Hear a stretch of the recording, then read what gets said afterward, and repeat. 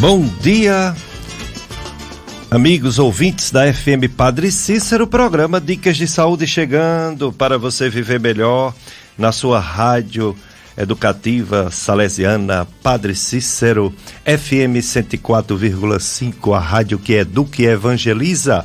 Domingo do Senhor, nós vamos ficar na sua companhia até próximo às 9 horas. 9 horas começa a transmissão da missa aqui do Santuário Sagrado Coração de Jesus. Mas até lá nós vamos estar conversando um assunto importante. Nosso convidado já chegou, você vai conhecê-lo agora, você vai fazer perguntas se tiver dúvidas para ele. Ele é um cirurgião do ombro, do cotovelo, ele é um ortopedista traumatologista. Está aqui comigo o Dr. Saul Caldas. Dr. Saul Caldas, ortopedista traumatologista, especialista em cirurgia do ombro e do cotovelo, e veio falar sobre esses assuntos tão importantes. Doenças do ombro e do cotovelo. Bom dia, Dr. Saul Caldas, muito obrigado por ter aceito nosso convite. Bom dia, Dr. Péricles, bom dia aí todos os ouvintes da Rádio FM Padre Cícero.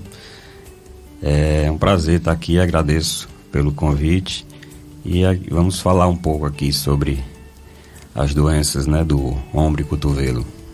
Exatamente, o ortopedista traumatologista é um médico, uma médica que trata de problemas de ossos, de articulações. Quando um médico se forma na faculdade de medicina, ele pode já fazer a residência em ortopedia e traumatologia, ou ele tem que antes fazer um pré-requisito, uma residência antes de fazer a ortopedia?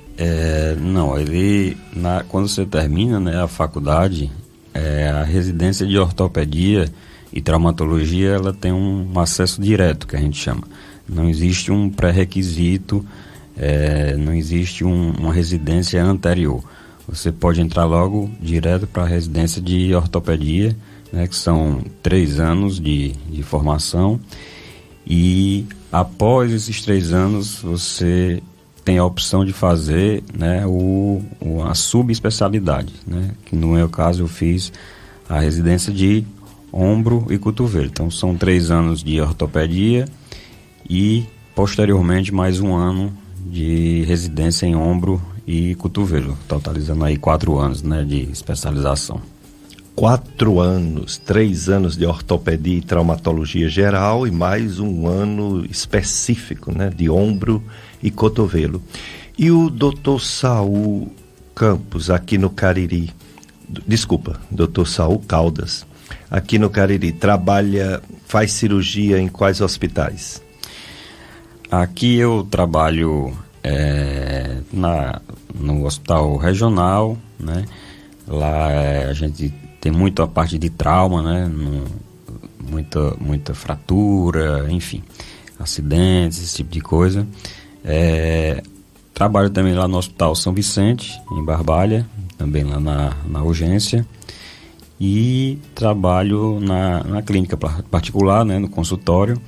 E lá onde a gente tem a oportunidade de falar mais e conversar mais e tratar mais, essas patologias direcionadas do ombro e cotovelo. No hospital de trauma, a gente vê muito essa parte geral mesmo, de fratura, enfim, não só de ombro, cotovelo, mas de tudo, de perna, enfim, fêmur, quadril, joelho. Mas no consultório, na clínica particular, a gente tem mais oportunidade de direcionar mais os atendimentos para essa parte das doenças do ombro, do ombro e cotovelo. Muito bem. Inclusive você operou minha irmã, a Nailma, de ombro. Nailma, isso. Exatamente. Agora eu e ela lá na fisioterapia com sua esposa, doutora Hortência Peixoto. Isso. Também a gente está fazendo atendimento no Hospital Santé, lá no Crato. É um hospital que era o antigo Hospital São Miguel, E a gente também está fazendo uns atendimentos de cirurgia do ombro cotovelo, não só ombro e cotovelo, mas outras especialidades lá no Santé também. Muito bem. Então, você ouvinte, você já sabe quem é o nosso convidado. Nosso convidado, Dr. Saul Caldas. Ele é ortopedista, traumatologista, ele é especialista em doenças do ombro e cotovelo. Portanto, você pode participar. 3512-2000 é o telefone que você liga. O Carlos Eduardo já está aqui a postos, na operação de som, e ele poderá receber sua demanda, sua dúvida e passar para o nosso convidado, Dr. Saul Caldas, ortopedista. Esse mesmo número, 3512-2000, você pode entrar no nosso WhatsApp da rádio, e fazer sua pergunta. Se você não quiser fazer por telefone, você faz sua pergunta por escrito ou manda um áudio. A gente passa para o Dr. Saul responder.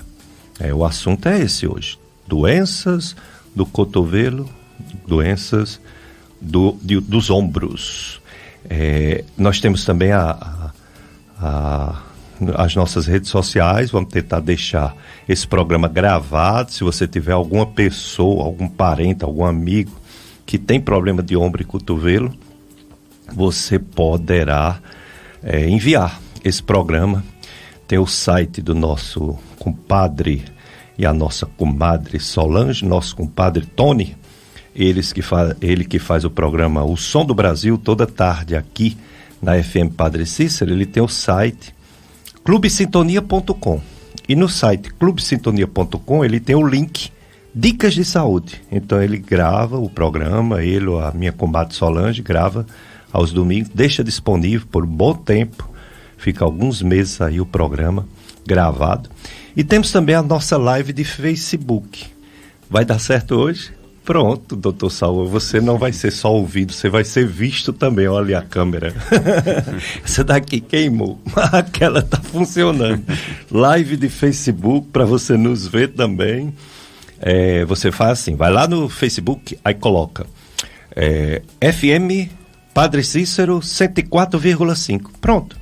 Aí você já está diante da nossa live de Facebook do programa Dicas de Saúde da sua FM Padre Cícero. Pois é, então vamos começar, né? Vamos aprender, vamos conhecer as doenças do ombro e do cotovelo. Vamos começar pela causa, né?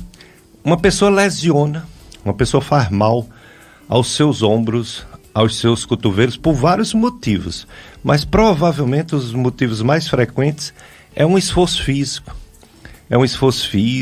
Seja um esforço físico no esporte, uma necessidade de pegar um objeto pesado, ou seja, no esforço físico do seu trabalho. Essas são as principais causas mesmo, ou tem muitas outras causas, doutor Saul, para uma pessoa ficar doente do ombro ou do cotovelo?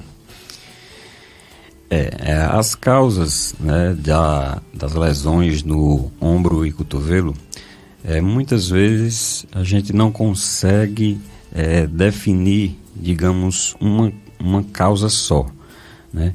A gente, na consulta, tem uma conversa com o paciente para saber ali, fazer a anamnese, né, saber a história da dor, quando se iniciou, enfim. Vários outros fatores, mas assim, geralmente não existe uma causa específica, uma causa só. A gente geralmente diz que a causa é multifatorial. Existem aí os fatores genéticos, né, a predisposição genética, e também os fatores ambientais, né, a atividade, nível de atividade do paciente no dia a dia, o trabalho, né? E algumas vezes tem um fator predisponente ali no que marca mais aquilo ali, por exemplo, um trauma, uma queda, enfim.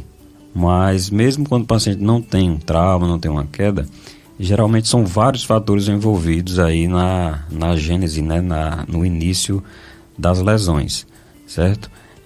Muitas vezes as doenças do ombro e cotovelo são muito comuns em pacientes acima de 50, 60 anos. E aí entra aquela história do desgaste natural, né, das nossas estruturas. É normal que a gente vá envelhecendo e as nossas estruturas, os tendões, né, seja do ombro, do joelho, enfim, os discos da coluna, é onde aparece aí as hérnias de disco, enfim, todas essas estruturas elas vão envelhecendo, vão sofrendo desgaste natural com o tempo. Isso tudo predispõe a, em algum momento da sua vida, você começar a ter dor ali, seja no ombro, no cotovelo, certo? Então, geralmente é multifatorial, são vários fatores que contribuem para que aquela dor, aquela lesão apareça aí no paciente. Muito bem. Então, causas bem específicas e causas mal definidas, ou um conjunto de problemas. Doutor Saul deixou claro aqui a questão da idade, né? Parece que vai gastando, vai um pouco desarticulando, já que é uma articulação, né? Vai um pouco perdendo a elasticidade, enfim. Vai envelhecendo, como todo mundo, né? Mas ocorre também em crianças, né? Ocorre em qualquer idade devido a um esforço repentino ou a um esforço repetitivo, né? Então tem várias causas. Isso. Geralmente é muito comum em pacientes acima de 50 anos, né? Mas é claro que pacientes mais jovens também apresentam lesões, principalmente tendinite, né? No ombro. E aí, pacientes mais jovens, aí tem a questão realmente do dia a dia, de às vezes esforço repetitivo, às vezes de lesões do esporte, enfim, cada caso a gente precisa avaliar porque a gente não pode generalizar, né? Não é só questão de desgaste, de envelhecimento. Pacientes jovens também podem ter aí lesões no ombro e precisam ser avaliados individualmente, né? Muito bem, e o pessoal já está chegando aqui na nossa live de Facebook, a Marlene Almeida desejando bom dia para todos, para você também, Marlene, sua família, o João Nilson Ribeiro, ele está lá em Rajada Petrolina, Pernambuco, e parabenizando o programa. Obrigado, João Nilson, e bom dia para você também. Pois é, doutor Saul Caldas, médico, cirurgião, ortopedista, traumatologista. A gente imagina que ombro, cotovelo mesmo, talvez tendinite, né? Uma coisa muito frequente, né?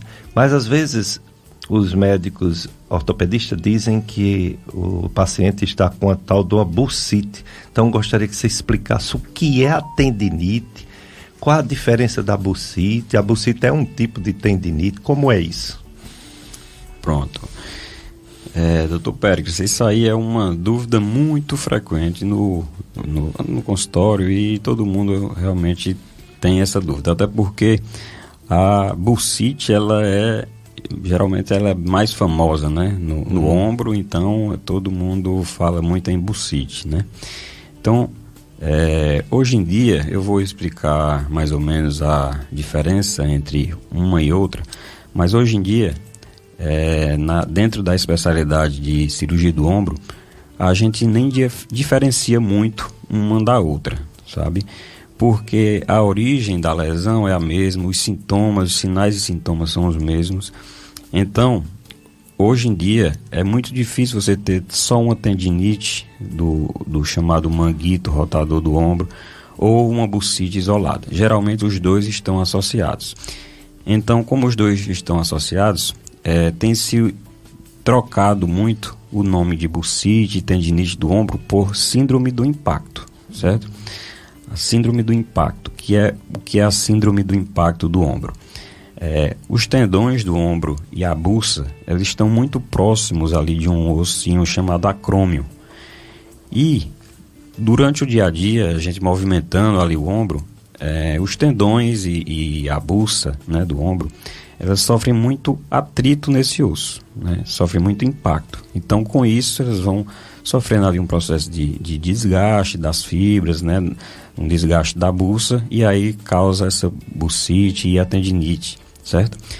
Então, por que aqui geralmente não eles estão juntos, a bursite e a tendinite? A bursa, ela é uma espécie de bolsa, né? Que uma bolsa fininha que fica cobrindo ali, fica colada nos tendões ali do ombro, né? Especialmente os tendões do manguito rotador. Então, quando a bolsa sofre ali atrito, sofre impacto, né, no acrômio, os tendões também sofrem. Então, geralmente, o paciente tem bursite e tem tendinite. Então, a bolsa é uma espécie de bolsa que cobre os tendões. Já os tendões são as estruturas, né, que ligam ali a musculatura ao osso, né, e quando estão inflamados, é chamado de tendinite. Já a bolsa, que é essa espécie de bolsa que fica cobrindo ali os tendões, quando inflama, a gente chama bursite. Mas os sinais e sintomas, né, o tipo de dor, o tratamento, geralmente eles estão em conjunto. A gente não separa muito ali a bursite da tendinite no tratamento. Muito bem. Então vai num pacote só, né? Isso. Tem que ser tratado. Você falou aí, ruptura do manguito rotador. Faz parte também desse pacote? É tudo juntinho? Ou é uma coisa separada, específica, só que pode estar associada a esses outros? Pronto. A gente nunca pode falar em doenças do ombro sem antes, assim, falar do manguito rotador, né? Geralmente tem pacientes que têm dor no ombro, é muito comum que tenham lesões do manguito rotador. Então, primeiramente, o que é o manguito, né? O manguito rotador do ombro, ele é o conjunto dos principais tendões que envolvem a cabeça do húmero, né? Que é esse osso principal aqui do ombro. Então, o manguito, ele forma como uma espécie de... É um conjunto de 4 tendões que formam uma espécie de capuz, né? Que recobre, né, a cabeça do húmero. E ele cobre essa cabeça do ombro e é responsável por esses movimentos de elevação, de rotação do ombro, certo? Então, esses tendões são eles: o tendão supra e infraespinal, tendão subescapular e o tendão do redondo menor. Então, esses tendões do manguito, eles sofrem muito desgaste, são sede de muitas lesões. Então, quando a gente fala em tendões do ombro, no geral, geralmente a gente está se referindo a esse manguito rotador. E a ruptura do manguito já é um tipo específico de lesão, que aí já é uma lesão mais avançada. Geralmente é como se fosse uma continuação da tendinite. Inicia-se as lesões como uma tendinite, como uma inflamação, mas com o tempo esses tendões podem sofrer micro-rupturas contínuas e aí chegar até a romper o tendão. Então, a ruptura do manguito, ela é uma fase mais avançada das tendinites do ombro, certo? Muito bem. Eu vi uma história de uma epicondilite. É uma tendinite também, né? Mas tem alguma diferenciação? A epicondilite, ela já é uma doença do cotovelo, né? No cotovelo, tanto na face lateral quanto na medial, a gente tem uns ossinhos, uns prolongamentos ósseos chamados de epicôndilo. E nesses epicôndilos é onde chegam os tendões do antebraço, os tendões extensores e flexores. Então, assim, a epicondilite, ela, na verdade, ela é muito parecida com a tendinite, mas geralmente os termos que são citados na literatura é mais de uma tendinose, que é mais uma degeneração dos tendões. Então, a epicondilite, ela é uma inflamação, é uma degeneração, na verdade, dos tendões extensores ou flexores do cotovelo, que podem incomodar, apesar de não ser nada grave, podem realmente incomodar bastante ali no dia a dia, principalmente no trabalho dos pacientes. Muito bem. Então, tem essas lesões que você citou, e tem, às vezes, coisas até mais graves, principalmente nos acidentes, né? Pode acontecer, como você falou, algum rompimento, né? Ou mesmo fratura até óssea, né? Rompimento. Pode acontecer também a saída da articulação do seu contexto, ou seja, uma luxação. Isso é só em acidentes ou pode acontecer mesmo com um movimento simples, dependendo da idade, dependendo do movimento? Aí, quando a gente entra mais na parte do trauma, podem acontecer várias lesões no ombro, né? A primeira delas é, claro, as fraturas, né? Quando o paciente quebra ali a parte óssea. Pode, inclusive, as rupturas do manguito, elas geralmente ocorrem por desgaste do tendão. Ao longo do tempo, vão desgastando e essas micro-rupturas vão se somando e chega até a romper completamente. Mas, um paciente jovem que nunca teve assim, nenhum desgaste no ombro, numa trauma também pode acontecer de ter uma ruptura do manguito, certo? Então, pode ter fratura, pode ter ruptura dos tendões, né, do ombro, que são o manguito. E pode acontecer de ter a luxação, né?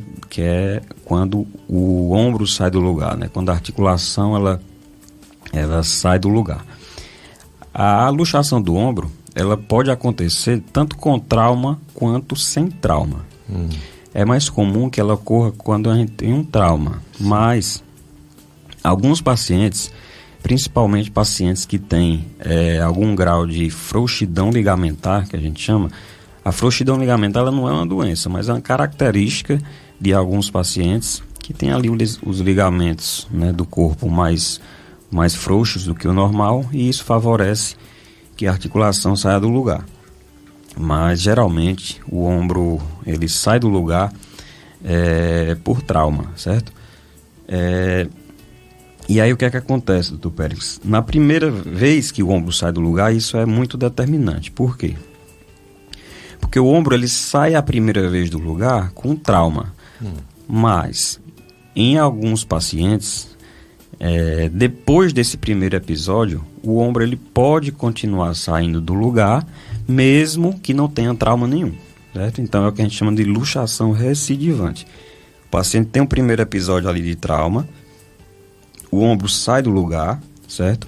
E, após isso, ele fica saindo constantemente, às vezes até dormindo, certo? Então, nesses casos é porque pode ter ocorrido alguma lesão ali ligamentar no ombro e isso começou a favorecer do ombro sair do lugar, certo? Tem pacientes que eles saem aí 6, 7, até 15 vezes no ano, ou enfim, mas depende muito de caso a caso. Geralmente esses casos tiveram um primeiro episódio de trauma, com lesão de ligamento, a gente coloca ali o ombro no lugar, mas ele volta a sair constantemente. Muito bem, então hoje é o dia que a gente vai conhecer todo problema relacionado a ombros e cotovelos, com o Dr. Saul Caldas, médico, cirurgião, ortopedista traumatologista, especialista em cirurgia de ombro e cotovelo, aqui na sua FM Padre Cícero. Daqui a pouco ele vai falar os diversos tratamentos, né, para cada situação, tratamento conservador, tratamento cirúrgico, fisioterapia, enfim, né, vai falar tudo isso. Mas vamos para o nosso primeiro bloco de apoio cultural, Carlos Eduardo. Depois a gente volta com mais entrevista com o Dr. Saul Caldas, ortopedista. Dicas de saúde, FM Padre Cícero.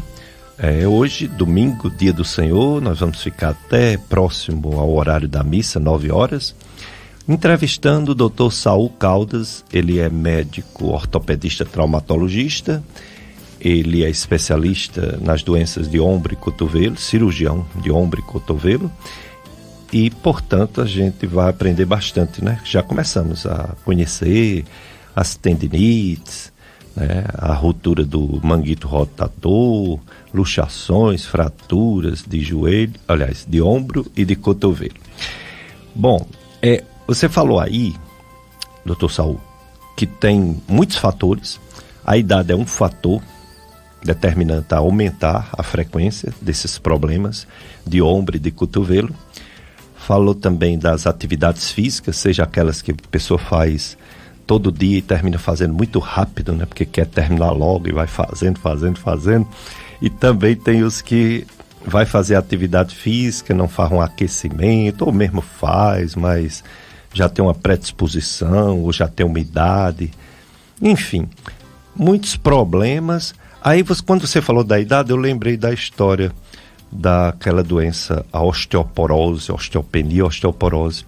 Influencia só nas fraturas ou outros problemas também, a descalcificação? Pronto, em relação, isso aí é uma dúvida muito frequente no consultório, doutor Pérez. que assim, a gente tem muitos pacientes ali acima dos 50 anos, né, como eu falei. E quando a gente vai tendo ali a conversa, né, com o paciente durante a consulta, é muito, muito comum que eles digam: doutor, eu também tenho osteoporose, ou eu tenho osteopenia. E realmente a osteoporose, ela é uma doença que é muito comum, né, em paciente mais acima de 50, 60 anos. Mas assim, a osteoporose, ela vai influenciar mais, né, na possível ocorrência de fraturas quando tem algum trauma, ou às vezes até sem trauma mesmo, né? Em relação às doenças específicas do ombro, né, em relação às tendinites, né, seja as tendinites comuns, tendinite calcária, enfim, capsulite adesiva, lesões do manguito, bursite, a osteoporose, ela não vai influenciar muito nessas patologias, né? Eu sempre oriento, né, nas consultas, que quando o paciente diz que tem osteoporose, eu digo: olha, realmente você precisa tratar a osteoporose, né? Tem as indicações, né, de fazer tratamento, você precisa realmente tratar, mas ela não é um tratamento à parte, né? Geralmente é um tratamento à parte, ela não vai influenciar diretamente ali nessas patologias mais comuns aí do ombro, né? De tendinite, bursite, essas coisas, não vai influenciar, mas que sempre o paciente precisa tratar, porque pode levar aí a consequências mais graves, né? Visto que a fratura, principalmente do ombro, tem um grande potencial até de levar a sequelas definitivas, enfim. Mas precisa realmente tratar a osteoporose, mas não vai ter nenhuma influência nessas patologias que a gente já mencionou aqui. Muito bem. Os nossos ouvintes, os nossos até participantes da live conosco, um abraço para todos. Colega Dr. André Alencar Moreira, meu amigo, Dr. André, cirurgião plástico, cirurgião do aparelho digestivo, também está acompanhando a nossa live de Facebook. Um abraço, André. Dr. André Alencar, operou até minha filha. Grande profissional, Dr. André. Isso. Então, o pessoal operando o povo da gente, né? E a gente fica ganhando confiança. São muitos ortopedistas aqui, uma nova geração realmente precisava, o Cariri precisava. O Hospital Regional do Cariri é um absurdo o tanto de traumas, né, de acidentes de trânsito, principalmente motos, é uma coisa absurda. E precisava de muitos profissionais e eu lembro, encaminhava muito os casos mais graves, né, para centros maiores, né, Fortaleza, Recife. Hoje há uma condição, né, de atender tanto no Hospital São Vicente, né, aquela equipe antiga do Dr. Rainério, né, você está lá, está bem agora, e o Hospital Regional do Cariri foi um grande ganho, né, para a região. Mas são muitos, né, acidentes, Dr. Saul? Lá no Hospital Regional, é um hospital grande, né, um hospital de trauma. Então, lá a gente vê muito traumas em geral, nada específico, né, assim, de ombro, cotovelo, mas traumas em geral. E realmente o regional foi de uma importância assim absurda aqui para a região. Às vezes a gente até comenta, enfim, entre os colegas, e diz assim, como é que funcionava aqui a região, nessa parte de trauma, quando não tinha um regional, porque o volume de pacientes de trauma que a gente atende lá é muito grande, sabe, doutor Péricles? A gente fica até brincando assim, é como se não desse vencimento. Às vezes a gente opera ali vários pacientes no dia a dia, dá alta esses pacientes, enfim. Quando é no outro dia, no outro final de semana, já está cheio novamente, enfim. Então é difícil até imaginar como era antes aqui na região, essa parte de trauma, né, de fraturas graves, acidentes, antes de ter o regional, porque ele realmente absorve não só a demanda aqui de Juazeiro, mas de toda a região, né, aqui do Cariri. Uma grande parte dos municípios não encaminham realmente o paciente lá para o regional, justamente por ser um hospital maior, um hospital de referência, né, para o trauma. Mas realmente é um volume absurdo. Antes do hospital regional, o que a gente fazia, todo médico fazia, quando estava diante de uma emergência e chegava uma pessoa traumatizada de acidente, era enviar para um hospital que a gente tem aqui chamado Hospital de Fraturas, que era ali no Triângulo. Realmente tinha ortopedistas gerais, não tinha essa subespecialidade como tem hoje, né? Joelho, ombro, cotovelo, coluna, enfim, tem pé, tornozelo, tem os especialistas. Eram os ortopedistas gerais, mas que eram profissionais, né, que faziam o que podia, casos assim, dava para ser resolvido a maioria, mas muitos eles encaminhavam também.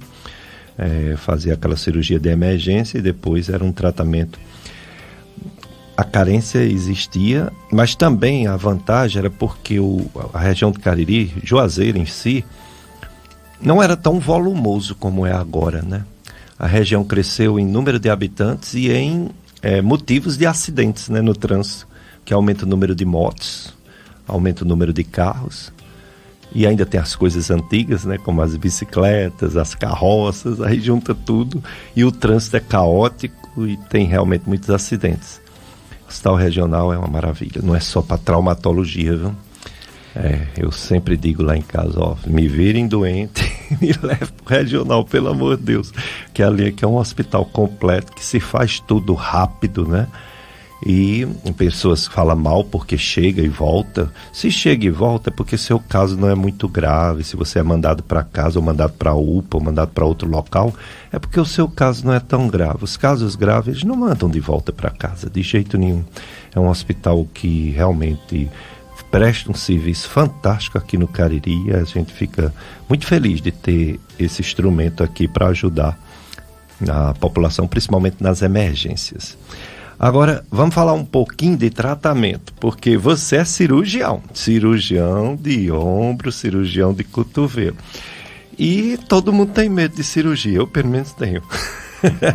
Eu já fiz 4 cirurgias, mas eu gostaria de não fazer a 5ª não, e vou terminar fazendo talvez desse joelho que está com ruptura de menisco, cheio de coisa. A princípio, ninguém quer cirurgia, né? Porque a gente tem um certo receio do procedimento, da anestesia, da recuperação lenta, de alguma complicação. Aí eu pergunto, a maioria desses casos, dessas doenças, desses problemas, seja por acidente ou seja sem acidente, que aí são mais doenças do que traumas, a maioria não é cirúrgico, né? Ou é o contrário, a maioria é cirúrgico? Não, a maioria não é cirúrgico, Dr. Pérez. Em relação à cirurgia, a gente tem que ter um certo cuidado quando vai indicar, né, cirurgia. Tanto que eu recebo muitos pacientes lá no consultório que alguns colegas de cidades mais encaminhados, mais dessas cidades menores, né, são atendidos às vezes até por um clínico geral, enfim, ou então por algum colega ortopedista que indica ali a cirurgia, e às vezes a gente discorda um pouco, enfim, porque sempre que possível a gente opta por dar uma chance do paciente melhorar com tratamento conservador, né? Com tratamento sem cirurgia. Aí tem opções de tratamento que vão desde analgesia com medicações orais até fisioterapia, infiltração, enfim. Então sempre que a gente pode, a gente tenta tratar esse paciente conservadoramente, né? Sem cirurgia. Mas alguns casos realmente não tem ali outra opção, né? Então a gente acaba indicando. E em relação a essa questão de segurança, de medo de cirurgia, a gente tenta sempre conversar com o paciente, orientar tudo em relação a isso, Porque sempre a gente tem que, em cirurgia, a gente sempre tem que pesar custo e benefício, né? Na verdade, risco-benefício, né? Então, quando o paciente vai ter um benefício grande em relação ao risco, a gente geralmente opta pela cirurgia. Mas quando a gente vê que o risco vai ser maior, não vai ter muito benefício, então a gente foge aí o máximo que pode da cirurgia, né? Muito bem, então daqui a pouco o doutor Saul vai falar quais são as modalidades de tratamento conservador, os remédios, a ajuda fisioterápica, enfim, né? Vamos também perguntar isso para ele.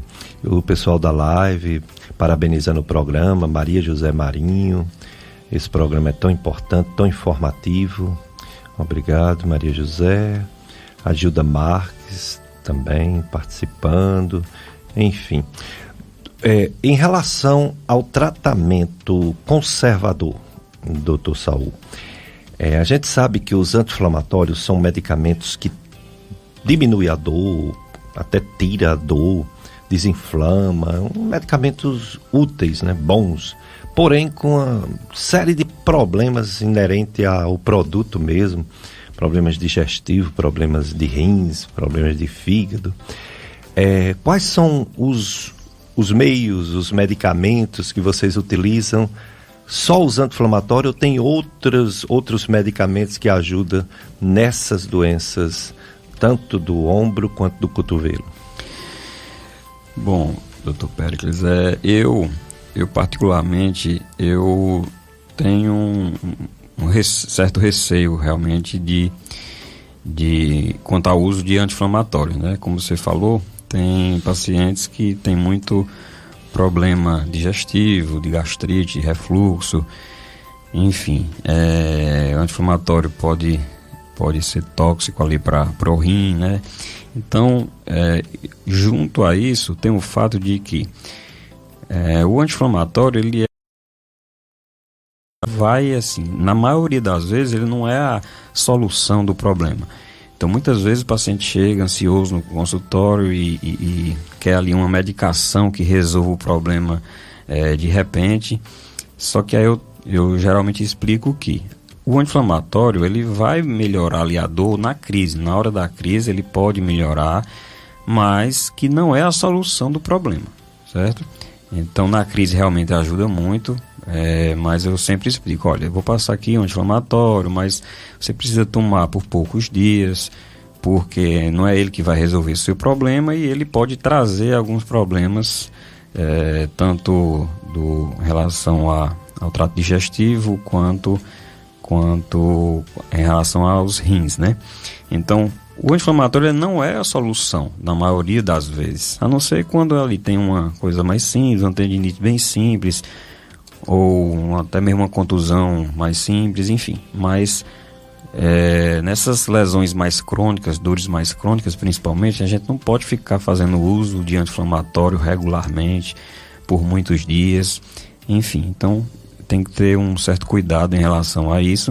O anti-inflamatório pode sim ajudar nas crises, né? Naquela hora que ali a dor está mais intensa, enfim, pode fazer uso, mas outros tratamentos conservadores vão ajudar muito mais num tratamento ali mais prolongado do que o próprio anti-inflamatório.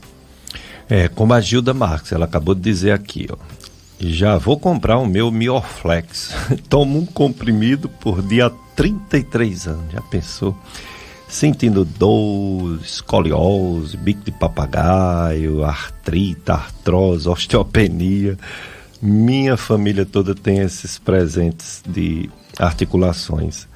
E o Miorflex tem, né, um anti-inflamatório de clofenaco, não é isso? Isso, a gente tem que ter cuidado, né, em relação a esse uso prolongado, porque realmente pode causar um problema bem mais sério, né, em relação até a doenças renais, principalmente. Então, eu aconselho procurar outras formas, né, de tratamento para não ficar fazendo uso por tanto tempo, né, de anti-inflamatório. Geralmente eu passo ali no máximo 5 dias de forma contínua, não mais do que isso. E o efeito principal do anti-inflamatório é o efeito analgésico, ou seja, o efeito para dor, porque a pessoa está sentindo dor, né? Então, existem remédios, né, que não é anti-inflamatório e tira dor do paciente, não é isso, doutor Saul? Isso.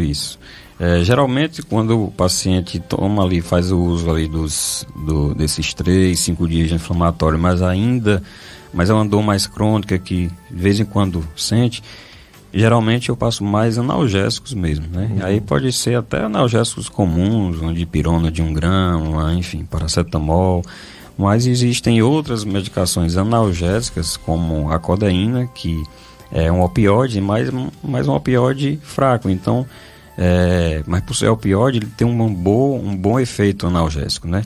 Então, quando o paciente tem uma dor mais crônica, né, uma dor mais prolongada, é melhor que faça uso desses analgésicos, né, do que o anti-inflamatório, porque realmente o anti-inflamatório por longo período não é uma boa opção.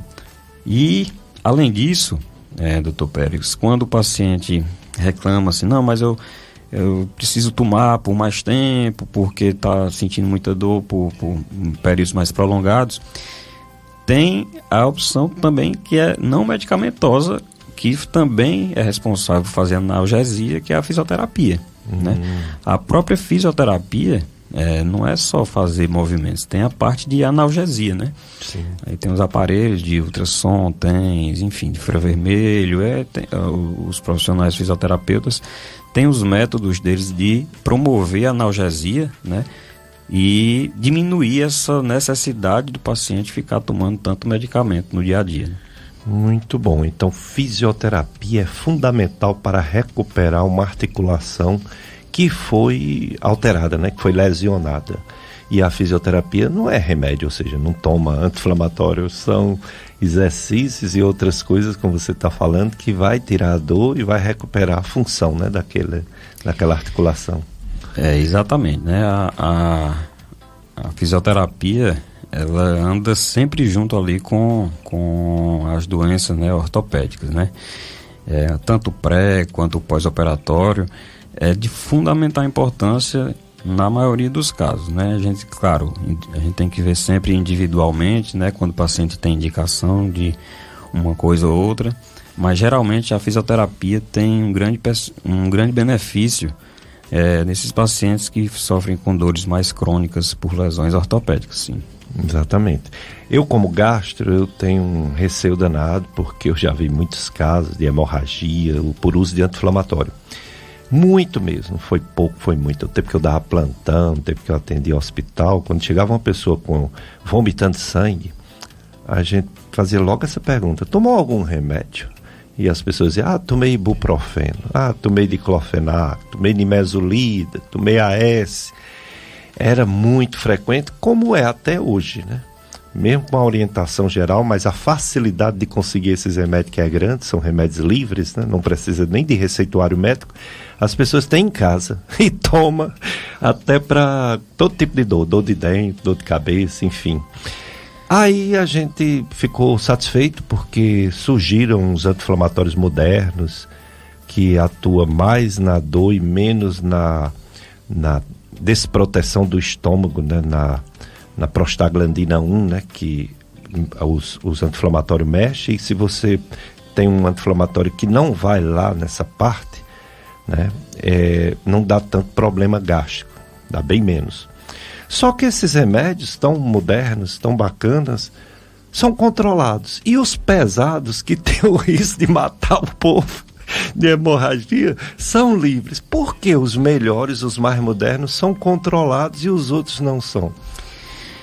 Isso aí é um questionamento realmente bem válido, né? Porque essas medicações mais prejudiciais, digamos assim, ao estômago, né, ao trato digestivo, diclofenac, ibuprofeno, às vezes até mercearia você encontra, né? Nessas cidades menores, eu vou na bodega comprar um remédio para dor. E realmente os anti-inflamatórios seletivos, né, que a gente chama, eles só são vendidos com com receita controlada, realmente não é vendido sem receita. E realmente é um questionamento válido, né? Porque deveria ser o contrário, né?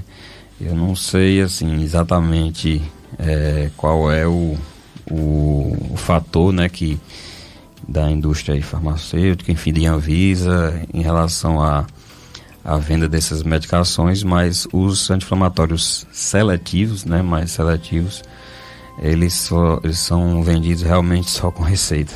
Uma pena, né? Embora eles também não são 100%, mas bem menos perigosos do que os outros mais tradicionais. Mas o melhor é não precisar. O problema é que às vezes precisa mesmo. Às vezes só a dipirona que você falou, de 1 grama, não dá de conta, né? Às vezes só a codeína com a dipirona também não dá de conta. Aí tem que usar um anti-inflamatório. Mas como você disse, por um período curto, né? E se for uma pessoa idosa, com uma proteção gástrica, pelo menos, para balancear, né? Sim, sempre importante fazer, né, inibidor da bomba de próton, né, o omeprazol, para proteger ali, principalmente o paciente idoso. Exatamente, o idoso sangra muito mais do que o paciente jovem, porque o paciente jovem tem a camada protetora do estômago, o muco, mais. E com a idade, a produção desse muco diminui. E se o remédio diminui mais ainda a produção desse muco, o idoso é o que é mais sujeito a ter essas hemorragias quando toma esses anti-inflamatórios tão conhecidos. Mas vamos para mais um bloco de apoio cultural, Carlos Eduardo. Depois, mais dúvidas para a gente tirar, eu e vocês ouvintes, com o nosso convidado, Dr. Saul Caldas, médico ortopedista, traumatologista, que veio falar sobre as doenças do ombro e do cotovelo. Dicas de Saúde FM Padre Cícero, o assunto hoje é ombro e cotovelo. O nosso convidado, Dr. Saul Caldas, cirurgião de ombro e cotovelo, ortopedista, traumatologista. E as perguntas chegando. Interessante as perguntas, é tudo em cima desse remédio que todo mundo toma. E é um perigo. O Luiz Pereira, ele mora aqui em Juazeiro e toma o remédio nimesulida. Esse anti-inflamatório ele toma para a coluna. Tem outro que diz assim, eu também tomo anti-inflamatório, Tandene. E outro diz assim, só tomo anti-inflamatório quando sinto dor. Esse é o Luiz Pereira de novo. Tomo anti-inflamatório quando eu sinto dor. Mas ele é muito bom, ele passa a dor. E agora? Passa mesmo, né, a dor? Ou pelo menos quando a dor não é muito forte, né? O anti-inflamatório, ele realmente vai passar ali sua crise, né? Mas assim, em relação a isso, o que eu costumo dizer para os pacientes é o seguinte, você tem que procurar não tratar só a crise. Você tem que procurar fazer um tratamento para que você não tenha crise, né? Evitar as crises. Isso aí é o ideal, né? Então, quanto mais você se dedicar ali a um tratamento de forma contínua para não precisar ficar tomando anti-inflamatório, esse é o cenário ideal. Claro, se não passar totalmente essa necessidade, mas pelo menos diminuir, né? Se é uma coisa que você toma toda semana, um anti-inflamatório, por exemplo, se você faz um tratamento ali, sei lá, dependendo do caso, com a fisioterapia, se você diminuir essa necessidade de tomar anti-inflamatório, já está ajudando muito, né? Exatamente. A Gilda, que toma o Mioflex, ela diz aqui que só toma quando está com dor, igual ao Luiz Pereira, né? Ela faz tratamento com um ortopedista na cidade que ela mora, Vaze Alegre, Ceará. Ela diz que todos os familiares têm problemas articulares. Ela disse que o médico dela recomenda que só tome em caso de dor, não ficar tomando. Mas o problema é porque a dor volta, né? E a pessoa fica tomando. Tem gente que toma tipo 1, 2, 3 vezes por semana e já é muito, né? Exatamente. Como a gente falou aqui antes, né? A medicação, né? O anti-inflamatório, ele não vai ser a solução, na maioria das vezes, do seu problema. Então, não adianta você tomar ali medicação pensando em vou ficar bom desse problema, dessa doença, tomando ali um anti-inflamatório. Ele vai ser usado ali mais para a crise, mais para uma emergência, digamos assim, né? Mas é procurar qual é o tratamento específico daquela lesão, né? Porque o anti-inflamatório, na verdade, ele está tratando a dor, né? Você vai tratar a dor. Então, tem que saber qual é a lesão que o paciente tem para fazer um tratamento específico para não ter necessidade de ficar tomando medicação assim, de vez em quando, né? Dr. Saul Caldas, e o gelo? As pessoas colocam, aprenderam, saem em todo canto, né, televisão, rádio, ensinando a colocar gelo. Ele realmente ajuda, melhora a dor? É só assim que acontece o problema agudo da dor, ou você pode ficar colocando gelo por muito tempo? Não, o gelo é um bom aliado, né, dos pacientes, porque ele realmente pode dar uma sensação melhor ali em relação à dor, um conforto maior para o paciente. Não é usado só nos casos agudos, não, de trauma não, certo? Muitas tendinites, por exemplo, o paciente pode ficar usando o gelo ali de forma adequada, né? Sempre tem que ter ali o cuidado para não queimar a pele, não usar muito tempo. Geralmente a gente indica que faça ali por volta de 20 minutos, mais ou menos, por sessão. Mas pode ser usado sim nessas dores mais crônicas, digamos assim, né? E tanto nas crônicas como nas dores agudas, né? Nos eventos agudos. Muito bem. E o calor não tem indicação? Algo quente, compressa quente? Tem algum momento? Eu já vi no esporte, eu acompanho muito esporte, futebol, os fisioterapeutas de time de futebol fazendo uma espécie de um choque térmico, botava gelo, botava quente, botava gelo, botava quente. Isso tem fundamento? Em relação a isso, Dr. Pérez, é um tema um pouco controverso, sabe? Não tem assim uma definição, uma coisa bem concreta em relação a isso, não. Alguns pacientes, inclusive, dizem, mas eu me dou melhor, eu me sinto melhor quando faço ali uma compressa com água morna em determinadas lesões, enfim. Então, é um pouco relativo isso, sabe? Não tem uma definição bem concreta em relação a isso, não. E essas pomadas? A gente vê o pessoal usando não só as pomadas de farmácia, que são a base de anti-inflamatório também, e usando as pomadas que se inventam, as pomadas que não são assim nem com nome científico, nome comercial, assim, é uma coisa esquisita. Eu não sei se é o nome, que eu não me ligo muito nisso, mas a gente vê propagandas de várias emissoras de pomadas para colocar.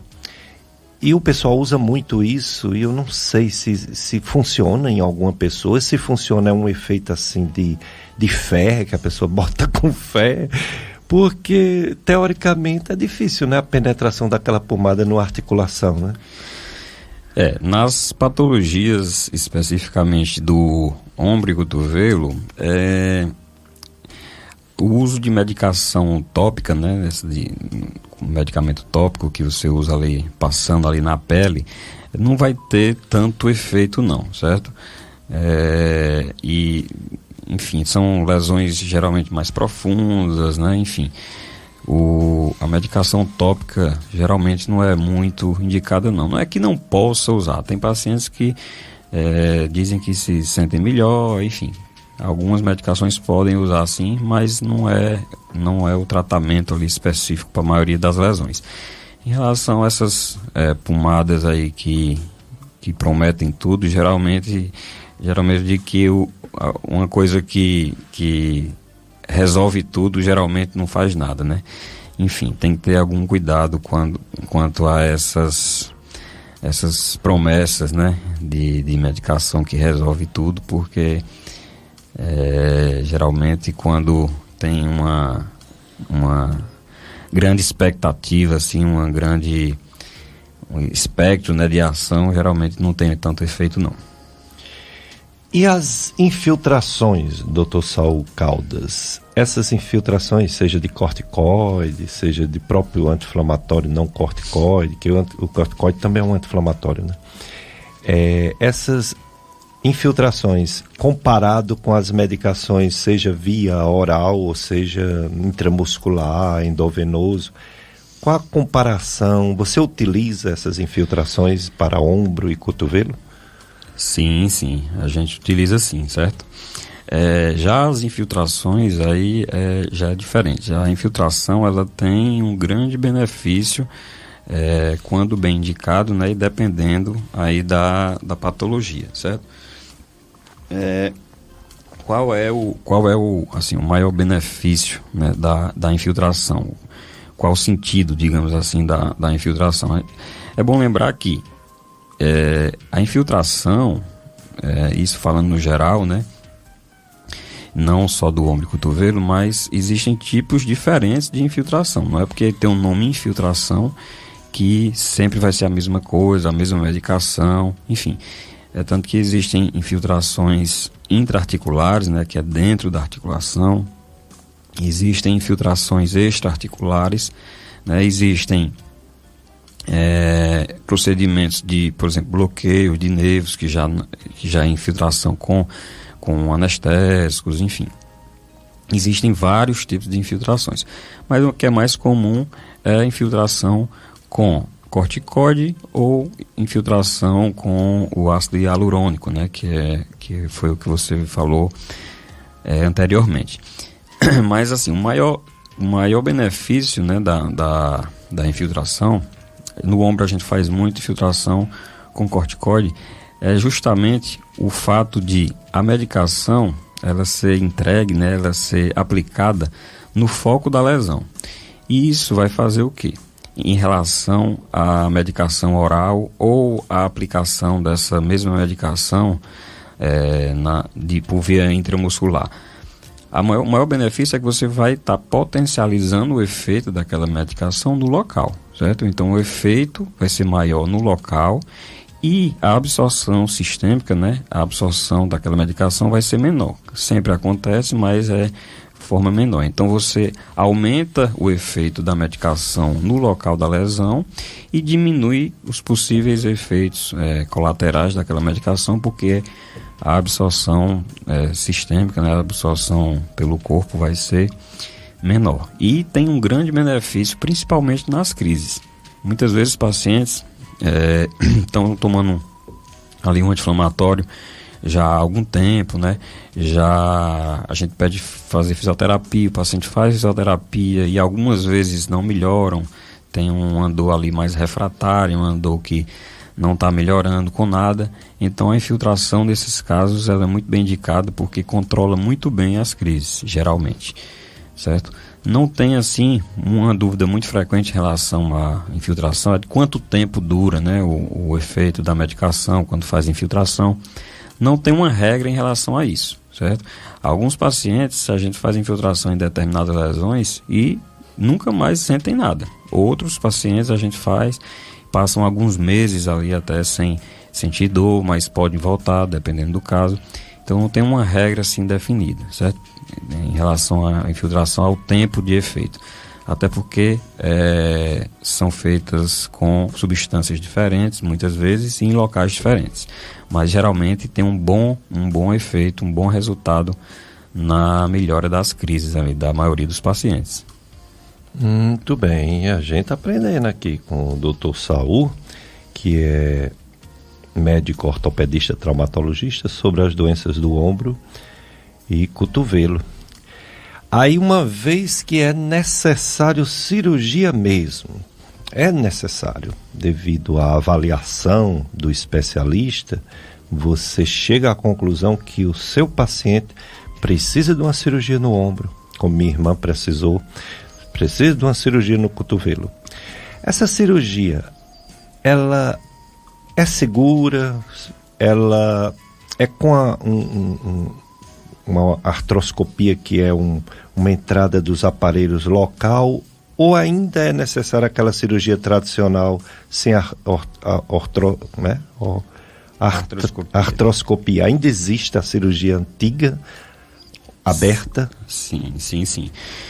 Existe, viu, Dr. Pérez? Enfim, a artroscopia é um tipo, né, de procedimento que pode ser feito para diversas lesões. Então a artroscopia é um procedimento não só para um tipo de lesão.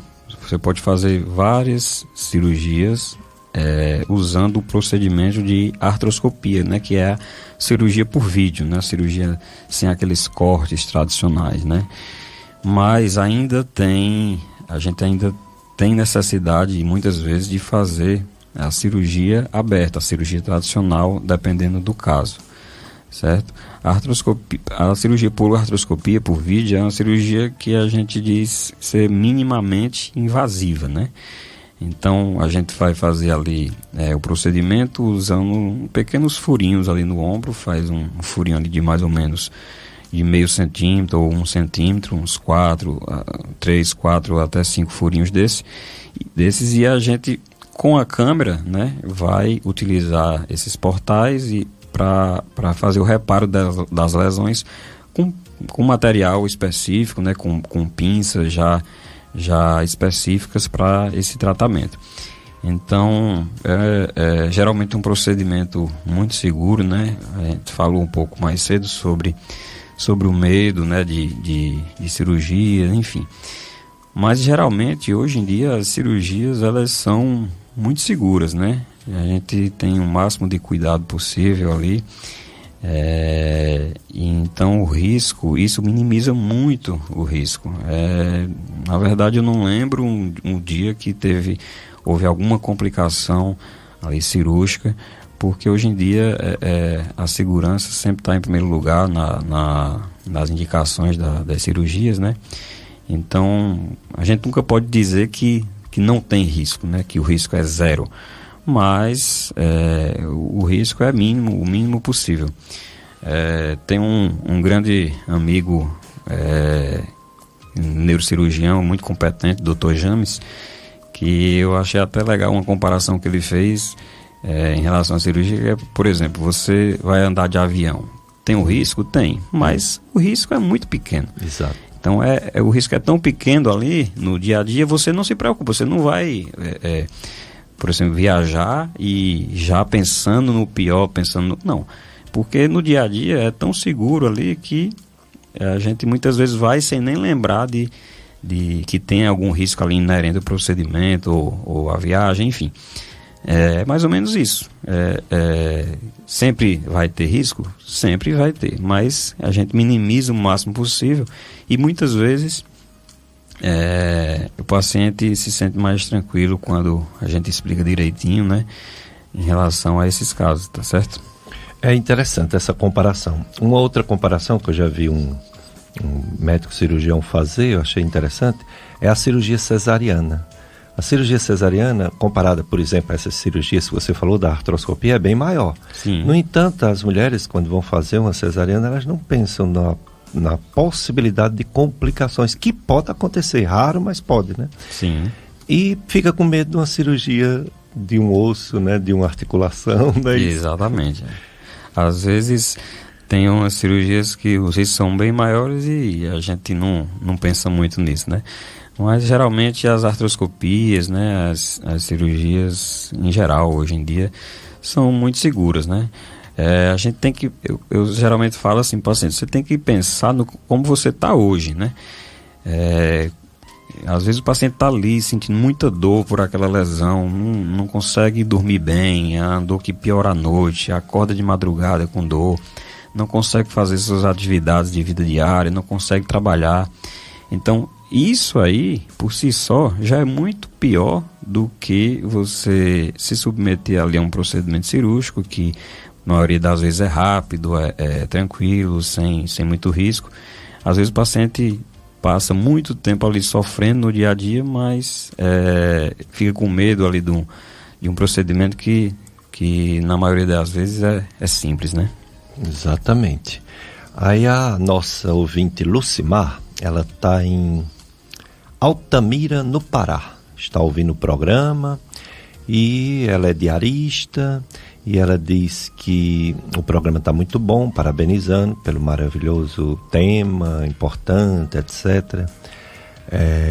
Ela diz que tem fortes dores de coluna e ela quer saber se o Pilates é bom ou não é bom, se tem coisa melhor para fazer, ou o Pilates mesmo. Hoje, Dr. Péricles, a gente vê o seguinte, que muitos pacientes, eles têm medo ou até são orientados a não praticar atividade física, né? Não praticar ali um fortalecimento muscular na academia, não fazer um pilates, ou não fazer suas atividades ali esportivas por conta de alguma lesão, seja ela no ombro, seja ela na coluna, enfim. E eu costumo dizer assim, que não fazer atividade física ou o próprio manter em repouso ali, né, o sedentarismo, nunca vai ser tratamento para nenhuma lesão. Então, assim, é justamente o contrário. Se você tem algum tipo de lesão, seja na coluna, no ombro, enfim, a prática de atividade física, né, a prática do pilates, enfim, sempre vai ser um dos pilares do tratamento, né?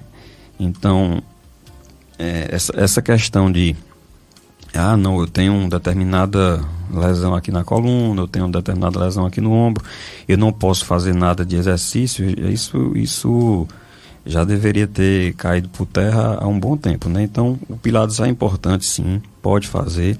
Claro, é sempre bom consultar, né, seu médico assistente antes para dar todas as orientações, mas a gente nunca aconselha, assim, o paciente se afastar totalmente de suas atividades físicas, enfim. Isso aí é juntamente, né, com a alimentação saudável, com o sono aí reparador, são os pilares do tratamento das dores crônicas, né? Então, tem que fazer sim, certo? Bem orientado pelo seu médico, com acompanhamento do profissional quando possível, mas é importante sim. Muito bem, ouvindo, aprendendo com o Dr. Saul Caldas, médico ortopedista, sobre ombro e cotovelo. Vamos para mais um bloco de apoio cultural, Carlos Eduardo. Depois a gente volta com mais informações do Dr. Saul sobre cirurgia, principalmente, cirurgia de ombro e cotovelo. Dicas de Saúde FM Padre Cícero. Hoje o assunto: ombro e cotovelo, com o médico ortopedista traumatologista Dr. Saul Caldas. Eu sou Péricles Vasconcelos, médico gastroenterologista clínico. Estou nesse programa Dicas de Saúde há muitos anos, né? Mais de 20 anos. E a gente leva para vocês todo domingo uma informação, um problema, uma parte do corpo humano. Hoje é ombro e cotovelo. E você participa fazendo perguntas ao nosso convidado, que hoje é o Dr. Saul Caldas, ortopedista. A Cecília, nossa amiga, participa sempre, Cecília Bezerra. Ela usou salto alto por muitos anos e por isso desenvolveu o esporão retrocalcâneo. E aí ela pergunta se isso tem cura. Ela pergunta também sobre 2 medicamentos que ela toma, se eles são prejudiciais à saúde dela: o pregabalina e o maxolid. Pronto. Em relação ao esporão, né, que é tão famoso, na verdade, sim, o esporão, ele é geralmente o esporão do calcânio, ele é uma consequência de uma lesão de uma membrana, né, que a gente tem embaixo do pé, chamada de fáscia. Então, o paciente apresenta uma fasciite plantar, né, que esse é o nome da lesão, e com o tempo, né, isso de forma prolongada pode levar ao esporão, né. O esporão, na verdade, assim, ele não, em relação a falar de cura, né, a gente tem que ver o seguinte: o esporão, ele não vai sumir, né, ele não tem uma medicação, a não ser que seja por procedimento cirúrgico. Mas o principal tratamento, na verdade, da fascite, do esporão, é o controle da dor. A gente não precisa fazer uma cirurgia logo de cara para ficar livre, para curar esse esporão. Na verdade, a gente precisa controlar a dor. E na maioria dos casos, isso é feito mais com fisioterapia e às vezes até infiltração, certo? Em relação às medicações, Uma correção só nas medicações, já não é a dona Cecília Bezerra, já é a nossa outra ouvinte Clara que toma esses remédios. Esse anti-inflamatório, Maxolid, e esse neuromodulador pregabalina. Pronto, o Maxolid entra aí na discussão dos anti-inflamatórios, né, que a gente já falou. Realmente ele pode ser prejudicial se tomado aí a longo prazo, certo? Então, anti-inflamatório, evitar sempre tomar por longos períodos, tomar no máximo ali 3 a 5 dias e procurar outros tratamentos para diminuir cada vez mais a necessidade, certo? Em relação à pregabalina, né, a pregabalina é um neuromodulador, né, é uma medicação que é muito utilizada para dor neuropática.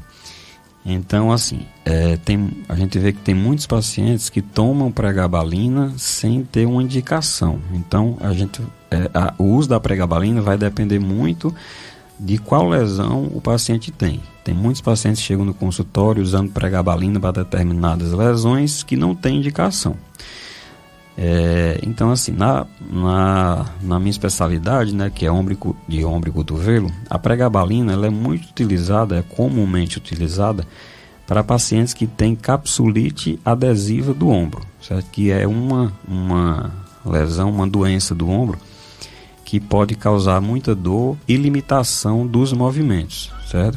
Para você ter ideia, a capsulite ela também é conhecida como síndrome do ombro congelado, né, em que o paciente apresenta uma retração, uma diminuição ali no volume, né, da cápsula articular, e isso causa dor e causa bloqueio de movimento. O paciente para de fazer determinados movimentos do ombro, principalmente elevação e rotação, certo?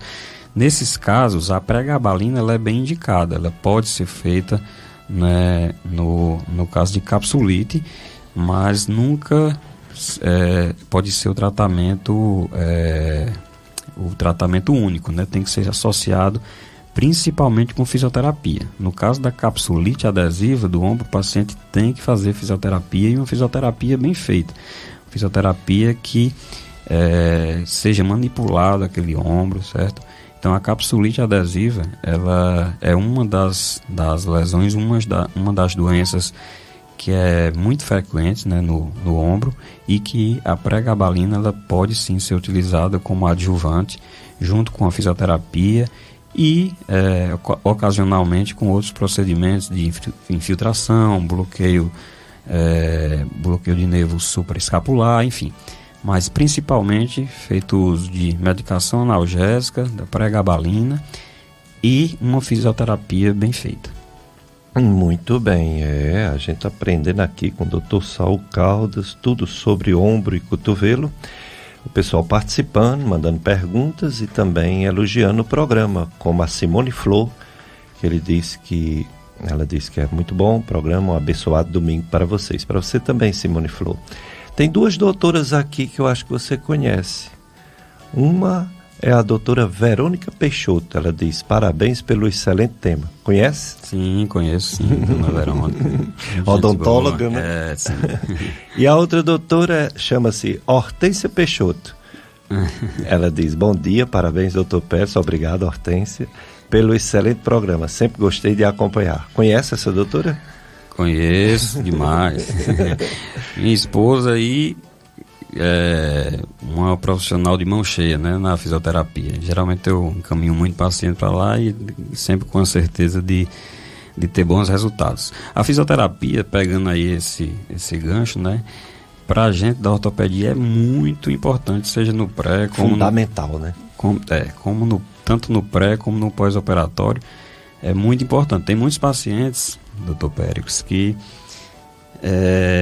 são um pouco resistentes aí à fisioterapia, mas alguns pacientes, inclusive com indicação cirúrgica, eu até falo assim, olha, a fisioterapia, ela faz parte do tratamento. Não pense que a gente vai fazer uma cirurgia ortopédica e ali com 15 dias vai tirar os pontos e acabou, você está novo, não. Na verdade, existe sempre a reabilitação, na verdade, né? Então, quando você faz uma cirurgia ortopédica, sempre existe ali o processo de reabilitação, que é tão importante quanto a cirurgia. Faz parte do tratamento junto com a cirurgia, né? Então, às vezes eu falo para o paciente, olha, você tem uma lesão aqui que precisa de cirurgia. Mas, se você não estiver disposto a fazer uma fisioterapia no pós-operatório, muitas vezes é melhor nem operar. Porque se a gente faz uma cirurgia ortopédica e não entra ali com o processo de fisioterapia, né, não colabora, digamos assim, com a fisioterapia, muitas vezes esse paciente pode não ficar bem, né, no pós-operatório. Eu estou fazendo, eu e minha irmã, né? Você operou minha irmã e eu ainda não me operei, estou tentando livrar da cirurgia, nem sei se vou conseguir, mas essa falta de consciência do pessoal está diminuindo, ainda bem. Lá na fisioterapia, com a doutora Hortência e a doutora Tatiane, muita gente, mas muita gente, todo dia, de segunda a sexta, de manhã e de tarde. Que bom, né? Que bom que o pessoal vai, a gente sofre um pouquinho lá, dói muito, mas é fundamental para a recuperação, como você falou, não é a cirurgia que vai deixar a pessoa boa. A cirurgia é o meio, né? Mas a reabilitação, recuperação da função tem que ser com a fisioterapia, né? Impossível não fazer fisioterapia. A pessoa pode ficar até com limitação física pro resto da vida se não fizer, né? Sim, sim. Tem alguns pacientes, por exemplo, que vêm de cidades menores, né, da vizinhança, moram às vezes no sítio, e sempre eu pergunto se vai ter como fazer uma fisioterapia adequada no pós-operatório, enfim, porque é fundamental. Se não for feita uma fisioterapia adequada no pós-operatório, às vezes aquela cirurgia, o paciente pode não ficar bem e inclusive ficar com rigidez na articulação, né? Ficar até com sequela em definitivo. Mas a fisioterapia sendo bem feita, fazendo uma fisioterapia ali, tendo uma assiduidade, com frequência, a tendência é que dia após dia, semana após semana, o paciente melhore cada vez mais, né? Exatamente. Importância da fisioterapia. O Rosenberg Miranda parabeniza vocês dois. Obrigado, Rosenberg. Muito obrigado, viu? E tenha um bom domingo.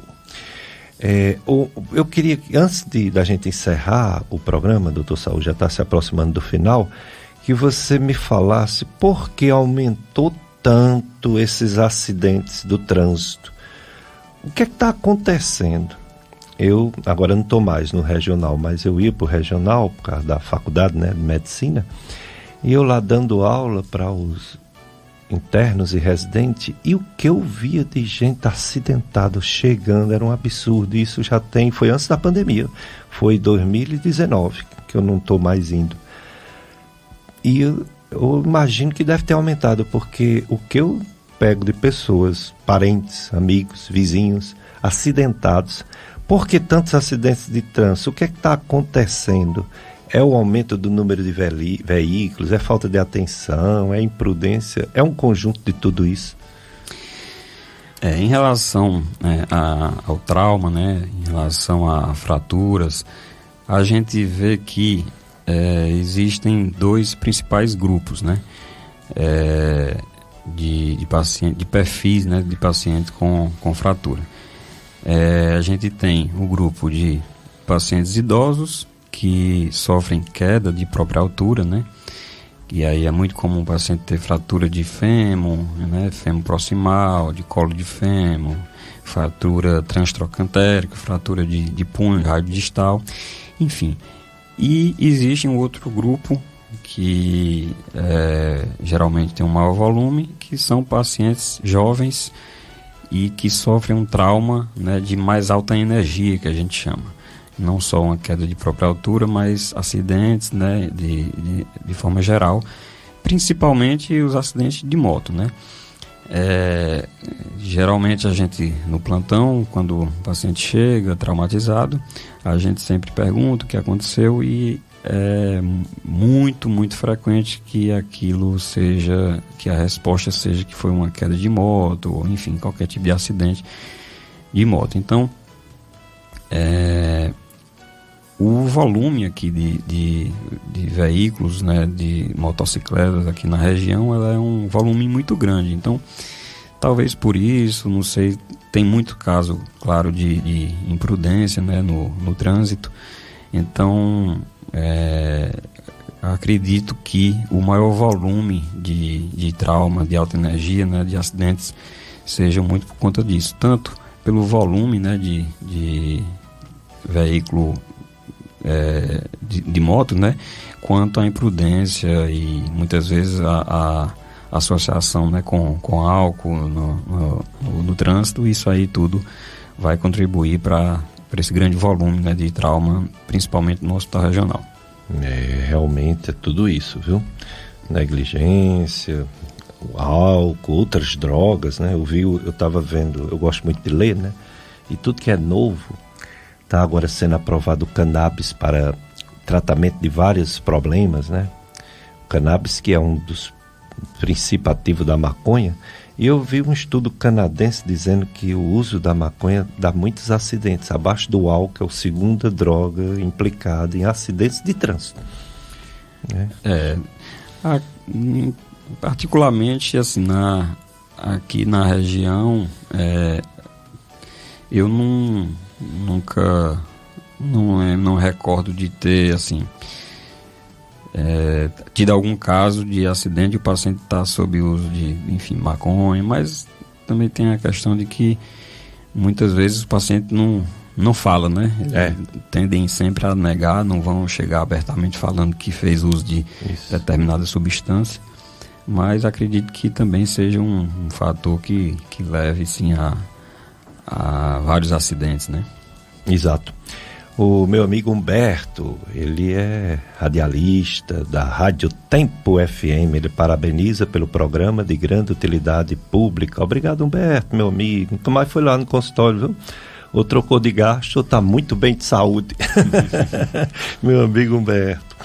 Bom, chegando ao final do programa, eu gostaria que o Dr. Saul Caldas falasse sobre prevenção. É possível diminuir ou mesmo prevenir ou adiar as lesões de ombro e cotovelo? E se é possível, como? O que é que as pessoas têm que fazer para ter menos problemas de ombro e cotovelo? Pronto. Em relação aos problemas de ombro e cotovelo, a gente sempre tem que lembrar principalmente de quê? De dor crônica, né? Então, pacientes que têm lesões do ombro, muitas vezes eles sofrem com aquelas dores cronicamente. Então, a gente tem que lembrar o quê? Que o que é o principal, né, nesses tratamentos. O paciente, claro que isso tem que ser sempre individualizado, né? No consultório a gente sempre procura ali saber os fatores predisponentes, mas o que tem que ser feito?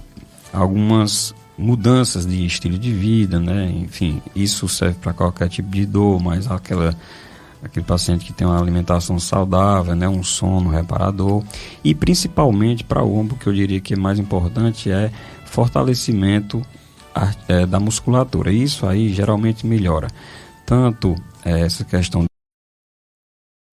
pacientes que têm subluxações com frouxidão ligamentar, pacientes que têm bursite.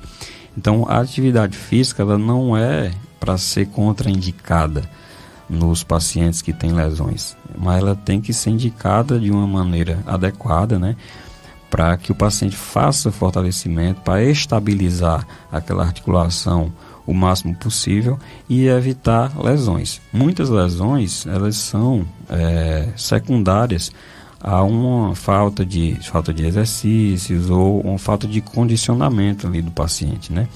Então, ter esses cuidados de mudanças gerais, né, de estilo de vida e fazer fortalecimento muscular. Isso aí não só fortalecimento muscular, mas atividades físicas que envolvam os ombros, cotovelo. Isso aí é muito importante para prevenir lesões secundárias. Quando uma pessoa está na academia, que o professor, a professora de educação física coloca aquele treino, né, aqueles exercícios, Para prevenir, é necessário um aquecimento da articulação antes de começar o exercício, ou o próprio exercício é um aquecimento? É sempre importante, né, fazer o aquecimento, mas assim, é sempre bom lembrar o seguinte, se o paciente está fazendo ali suas atividades de fortalecimento, academia, enfim, mas o paciente sente muita dor no ombro, é sempre bom procurar ajuda, né, de um profissional, de ortopedista, para avaliar a causa daquela dor, certo? Porque a gente vê muitas vezes que o paciente posterga, né, a avaliação, diz que não dá muita importância àquela dor que é de baixa intensidade, só vai procurar quando realmente tem uma dor mais forte, que está incomodando muito ali no dia a dia. Então, é importante fazer uma avaliação sempre o mais cedo possível para ser orientado, né, o que é que deve ser feito. Será que aquele paciente que tem aquela dor no ombro só com essas mudanças de estilo de vida, né, essas mudanças ali no dia a dia, o fortalecimento, será que só isso vai resolver? Ou, às vezes, é um paciente que tem uma dor leve, mas já tem uma lesão grave no ombro que precisa até de cirurgia, certo? Então, é importante dizer isso, que a dor, ela nem sempre ela é proporcional, a intensidade da dor nem sempre é proporcional à lesão. Tem pacientes que têm uma dor fraca, uma dor de leve intensidade, mas tem uma lesão já mais grave, e tem pacientes que têm uma dor muito forte, que atrapalha ali suas atividades do dia a dia, mas que não tem uma lesão tão grave, enfim, e só com ajustes ali na consulta consegue resolver. Então, essa questão de fortalecimento, de prevenção e atividade física é importante, mas sempre é bom você ter pelo menos uma avaliação para saber realmente o que é que está acontecendo, que está causando aquela dor, para fazer um tratamento específico. Outra coisa, doutor Saul, você falou dos hospitais, falou do Hospital Regional, que você opera lá, falou do Hospital São Vicente também. E consultório, onde é que o pessoal que está ouvindo pode encontrar o doutor Saul Caldas para uma consulta? Pronto, eu tenho feito atendimento lá na clínica NEO, né? A clínica NEO Cariri fica ali no primeiro andar da clínica Clemia Reis. Fica aqui na Avenida Padre Cícero, né? Aqui do Salesiano. Lá a gente faz o atendimento toda semana, pelo menos 3 vezes por semana eu estou atendendo lá.